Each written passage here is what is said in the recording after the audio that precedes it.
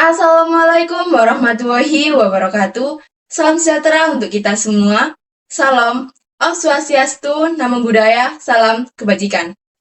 Dengan kehadirat Allah Subhanahu wa taala, pada kali ini, Selasa 23 Desember 2024, kita dapat melaksanakan presentasi dengan judul Realisasi Belanja Urusan Rehabilitasi Sosial di Kabupaten Sidoarjo dengan kehadiran yang cukup lengkap. Selanjutnya, saya serahkan ke partner saya untuk memaparkan materi yang telah kita kaji. Untuk waktu dan tempat, saya persilahkan. Terima kasih kepada moderator. Di sini saya akan menjelaskan latar belakang dari Dinas Sosial. Dinas Sosial sendiri dibentuk secara mandiri pada tahun 2017 yang sebelumnya bergabung dengan Dinas Tenaga Kerja sesuai dengan Peraturan Bupati Sidoarjo nomor 73 tahun 2016.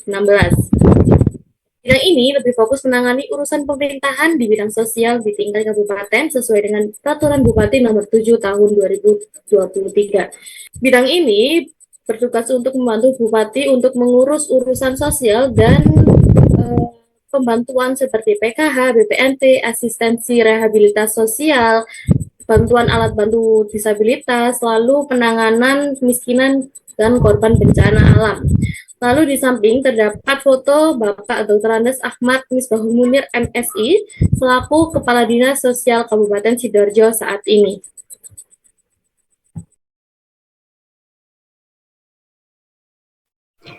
Sebagai analisis dasar pada data anggaran kali ini, kita mengambil dari web resminya Dinas Sosial Kabupaten Sidoarjo pada bagian RLPPD, dan untuk realisasi belanja urusan sosial pada tahun 2024 didapatkan program utamanya yaitu rehabilitasi sosial dengan anggaran 8,31 miliar yang mempunyai dua kegiatan utama. Yang pertama ada program rehabilitasi sosial dasar dengan anggaran 8,25 miliar, dan yang kedua adalah perlindungan sosial korban bencana alam dan sosial kabupaten dengan anggaran 56 juta. Di sini saya akan memaparkan data kinerja layanan. Di sini terdapat 7 layanan dengan presentasi yang berbeda-beda. Yang paling tinggi berada di pemberian layanan kedaruratan di angka 99,97%. Lalu yang terendah ada di penanganan khusus bagi kelompok rentan di angka 68,13%. Data ini kita ambil dari sumber yang sama dengan data anggaran tersebut, yaitu data anggaran sebelumnya, yaitu dari website Dinas Sosial Kabupaten Sidoarjo di RLPPD. Setelah kita menganalisis, kita mendapatkan bahwa kinerja layanan sesuai dengan program subkegiatan program rehabilitasi sosial.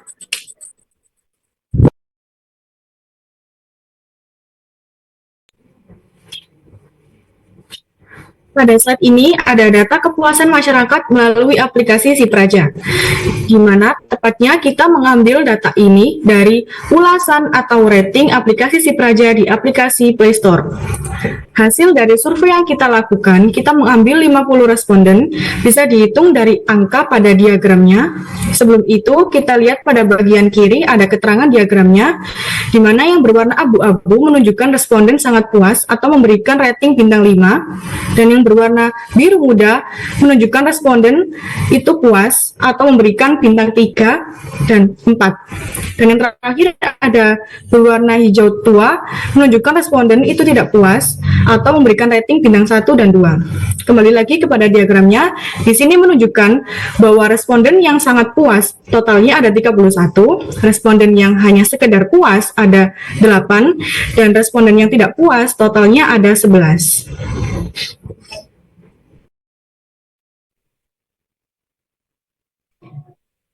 Pada temuan utama di poin data anggaran rehabilitasi sosial itu sekitar 8,31 miliar dan sudah terrealisasi 96%. Dan kenapa ada perbedaan anggaran yang signifikan antara kegiatan yang pertama dan kedua? Karena pada kegiatan yang pertama, rehabilitasi sosial dasar itu mencakup layanan yang berkelanjutan untuk kelompok tetap rentan seperti disabilitas, lansia terlantar, anak jalanan, dan lain sebagainya. Pada program ini juga penerimanya itu berskala besar, jadi membutuhkan anggaran yang tinggi pula agar layanan yang disediakan oleh dinas sosial ini bisa terrealisasikan dengan baik. Bukan berarti pada kegiatan yang kedua, perlindungan sosial korban bencana alam dan sosial kabupaten itu tidak diprioritaskan oleh pemerintah, tetap diprioritaskan namun dengan skala yang berbeda. Di sini saya akan memaparkan temuan utama kinerja layanan. Dari 7 layanan yang kita kelola, terdapat 5 layanan yang sudah berada di atas angka 95%. Itu artinya proses kegiatan berjalan dengan mulus, tanpa error, dan hampir selalu berhasil saat digunakan. Lalu terdapat 2 yang rendah. Yang pertama adalah pengaduan data yang hanya 70%. 30% pengaduan masyarakat belum diproses secara optimal. Lalu ada kelompok rentan yang berada di angka 68%. Berarti layanan ini belum sepenuhnya inklusif. Kelompok yang paling membutuhkan yaitu kelompok rentan justru tidak dijangkau dengan baik. Jadi ini perlu segera diperbaiki agar layanan bisa merata dan maksimal. Berdasarkan data kepuasan masyarakat melalui aplikasi Si Praja tadi, temuan utamanya adalah tersebut. Dari 50 responden, di mana yang terdiri 31 responden sangat puas, 8 responden hanya sekedar puas, dan 11 responden tidak puas. Jadi, secara keseluruhannya menunjukkan bahwa tingkat kepuasan masyarakat terhadap layanan digital ini sudah cukup tinggi, atau masyarakat sudah merasakan manfaatnya.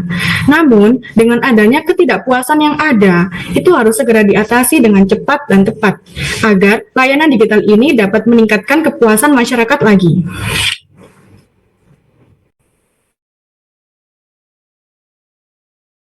Nah, dari data yang telah kita ambil, ada 2 hambatan kinerja yang paling rendah, yaitu layanan data dan pengaduan, yang kedua penanganan kelompok rentan. Yang pertama ada layanan data dan pengaduan. Yang pertama, keterbatasan infrastruktur digital di daerah terpencil. Di Sidoarjo, masih banyak daerah terpencil yang masih belum bisa menjangkau baik internet maupun infrastruktur yang memadai. Yang kedua ada literasi digital rendah. Di daerah terpencil, sebagian masyarakat masih kurang untuk literasi digital. Masyarakat terpencil kesulitan untuk belajar digital, sehingga mereka merasa bahwa layanan tidak berjalan dengan baik. Yang ketiga, kurangnya kompetensi sumber daya manusia. Di daerah terpencil, kurangnya kompetensi sumber daya manusia. Di sana, pegawai belum bisa menguasai layanan dengan baik, belum bisa mempunyai skill yang terbaik, sehingga petugas di sana masih kesulitan untuk melayani masyarakat, dan masyarakat merasa tidak puas karena petugas belum menerapkan skill yang dimilikinya, atau petugas belum bisa mempelajari lebih dalam skill tersebut.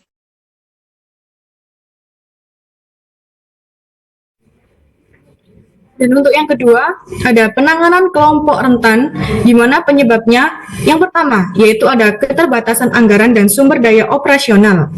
Jadi, di mana dana yang ada itu belum cukup atau belum menjangkau seluruhnya, yang berakibat beberapa program terpaksa dikecilkan atau tertunda. Dan yang kedua, yaitu ada koordinasi antar instansi dan partisipasi masyarakat yang lemah, di mana program ini sering melibatkan banyak pihak, namun kondisinya atau koordinasinya itu belum lancar, dan juga masyarakat kurang support atau membantu program ini. Mungkin masyarakat belum banyak yang tahu tentang program ini. Dan yang ketiga, ada pendekatan yang cenderung represif dan tidak menyentuh akar masalah. Jadi, di mana masih banyak bantuan yang diberikan itu bersifat darurat, bukan mencegah dari awal atau mendadak.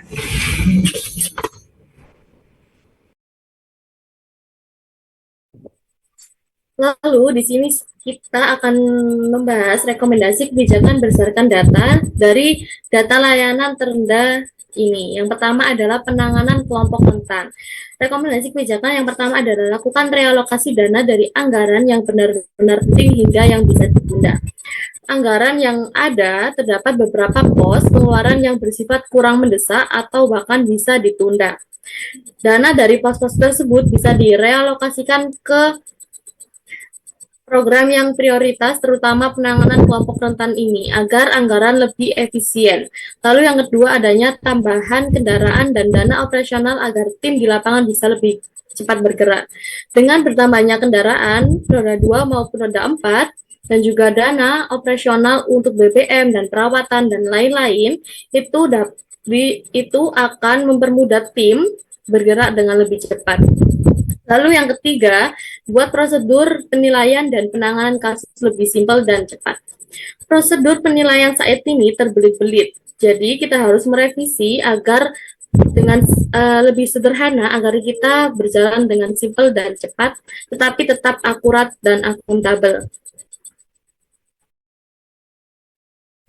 Oke, setelah tadi dijelaskan mengenai hambatan pada layanan data dan pengaduan oleh partner saya, di sini saya akan memberikan solusi atau rekomendasi kebijakan berdasarkan data pada poin layanan data dan pengaduan.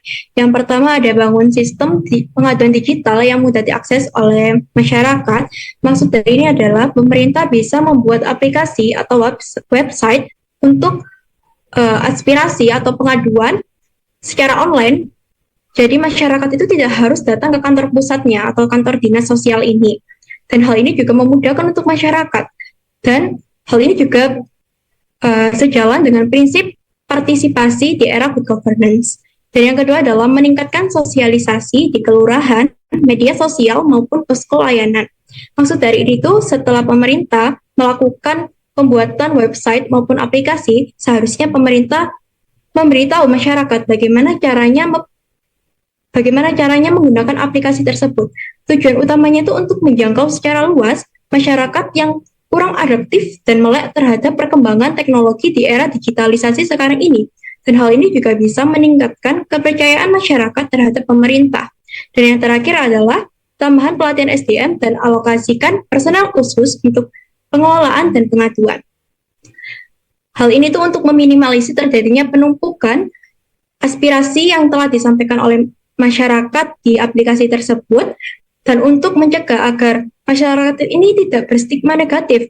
Kok aku sudah melakukan aspirasi di aplikasi ini tidak direspon secara cepat, dan hal itu akan menimbulkan stigma negatif terhadap pemerintah. Setelah tadi dibangun kepercayaan, tiba-tiba pemerintah memberikan respon yang tidak begitu cepat. Dan alokasikan personel khusus untuk pengelolaan data dan pengaduan. Hal ini tuh dikhawatirkan apabila ada sistem yang tiba-tiba rusak maupun error, itu birokrasi di pemerintah itu secara cepat bisa menangani hal tersebut.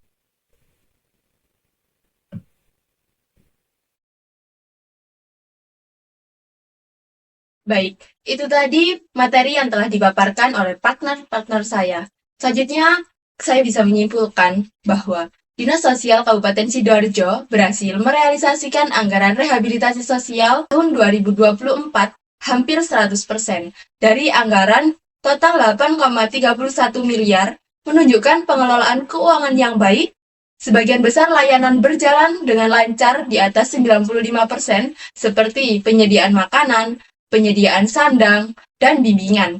Namun, layanan pengaduan atau data serta penanganan kelompok rentan masih cukup rendah, sekitar 68-70%. Sehingga perlu perbaikan segera.